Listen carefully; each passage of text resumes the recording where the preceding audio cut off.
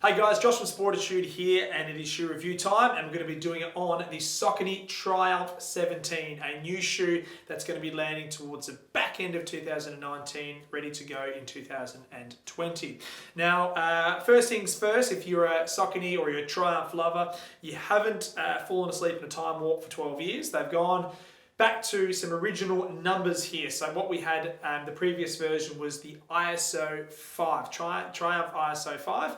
And they've gotten rid of the ISO series or the design engineering of the shoe, and they've gone back to the sort of root existence of this shoe. So they've just gone with Triumph 17. So don't feel like you've missed out on 12 models, because you haven't. This is the new one. Right, with this shoe here, we've got a fair bit to get through. So a completely new configuration in the outsole. They've definitely played with the midsole in this shoe, and I'm really looking forward to getting stuck into that. And the upper, there's been some construction changes in this shoe as well. So they've really gone back to the drawing board and done a complete makeover with this shoe, and in my opinion, nailed it. So with this shoe here, what we're going to talk about first things first is what foot type or what sort of runner should be looking at this shoe, okay? Now it is a max cushioned shoe. It's your mileage shoe. It's going to cater well for long runs, your marathons. It's going to cater well for some shorter runs if you'd like as well. But this really is targeting that runner that is seeking a lot of cushioning. However, has more of a neutral foot type. Okay, so when we talk about that, we're talking again, like I do with some of my previous videos, the runner that has a higher arch like this. So therefore, when they go through their gait cycle, a lot of the pressure is on the outside of the foot through here. Okay, now I happen to be a slight overpronator, and I've done some Ks in this shoe and I've loved it. So my foot type is more along the lines of this foot model through here. So you can see that I do flatten out in my arch area as well. And I just find sometimes when I'm running in shoes with arch support, it just fights with my natural gait motion. So I have really enjoyed running in this shoe. It feels nice and stable. It doesn't feel like I'm losing any support through the mid-stance region, which is great.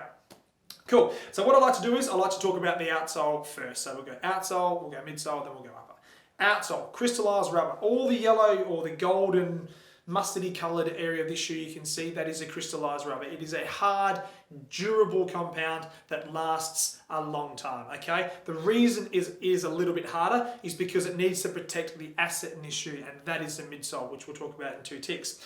You've got a carbon rubber at the base of the heel through here, so that's your traditional sort of rubber that the majority of brands will roll out in and around that first point of contact with the heel for a heel striker. However, as you come through to this mid phase through here, and I am a midfoot runner, my first point of contact is not there, it is there. So the crystallized rubber through there has worked absolutely fine for my strike pattern. Coming through to the forefoot, what they've done is they don't have sort of flex grooves that go the whole way across from the medial to the lateral side of this shoe. They've got a little tiny guidance line slip through here, which is going to cater for that supinated to slightly higher arched foot type that needs a little bit of assistance with flexibility through that phase of the gait cycle from mid-stance to toe off. However, the shoe itself has a really nice spring to it. So when I sort of sit it there, you can see how that forefoot curls up. Okay, and I'm sure it has a lot to do with the heat component molding the midsole to the outsole. But what Saucony have done through here is they've curled the forefoot up through there. So therefore, when you're going from mid-stance to toe off, you don't necessarily need to have extra flexibility through the shoe, because the shoe is really flexible through that forefoot, purely and simply through the engineering construction they've designed in this shoe. We'll talk all things midsole with this shoe now. So what we've got is we've got a similar sort of visual component to this midsole to what we had with the previous technology in the Triumph ISO 5, where they ran with an Everrun technology. Now it's going to be called Power Run Plus. So what the biggest change in the previous to the new technology is, this here is 25% lighter. That's a ridiculous amount of weight reduction in a midsole, because a majority of the weight in a running shoe is taken up with the midsole component. Okay, so to make it 25% lighter is huge. However, when you put a running shoe on, you want it, and especially a mileage shoe like this, you still want to feel like you're stable, feel like you're secure and safe inside the shoe, and you still have that feeling. They haven't sacrificed weight reduction by making the shoe lighter and losing that stability. It is still there, but you know you've got a lighter shoe on your foot. When you're picking it up and putting it down, it feels lighter, It is lighter than the previous version, so an absolute win from Saucony with that design through there. The technology itself is a TPU-based midsole, so pretty similar to what they previously had done. However, there's been some engineering changes in how they've executed that technology.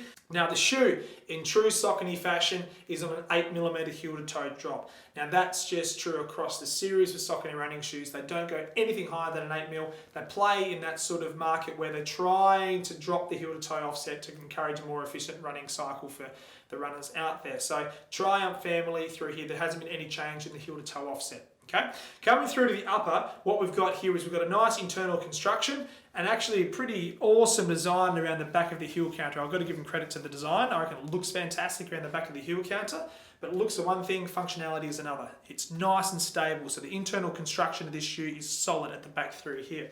It's deep enough to put your orthotic in, I'm not going to question that at all. There are some other slightly deeper models in the high mileage neutral family, but this certainly, from my perspective with my orthotic, when I decided to try it, it felt absolutely fine. So it's going to cater for a couple of varieties of orthotics with different variances in that heel lift at the back through there. Cool, as you're coming through to the mid starts phase in the upper with this shoe, they've stripped it of that ISO technology, which they'd run with a couple of years, and they've just gone with some overlays through here. So as you can see, as I bring it closer, you can see from the lateral side, as you go over to that medial side of the shoe, there's nice construction. There's a few little welding technology through here that's going to hold you, lock you down nicely through mid starts.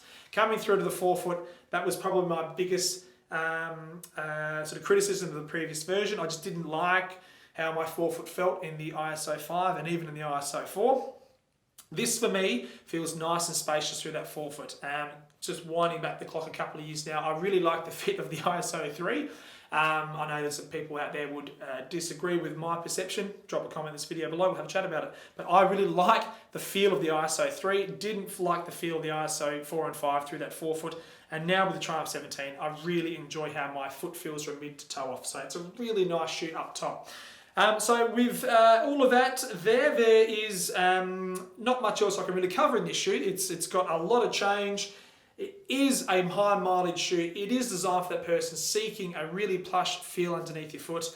And yeah, certainly a shoe that I would recommend. If you can tolerate an 8mm heel to toe drop and you're looking for a neutral high mileage running shoe, it's certainly one that I'm bringing out on the shop floor here and introducing to a lot of our runners. So yeah, there we go. Triumph 17, Saucony. Happy running, guys. We'll see you next time.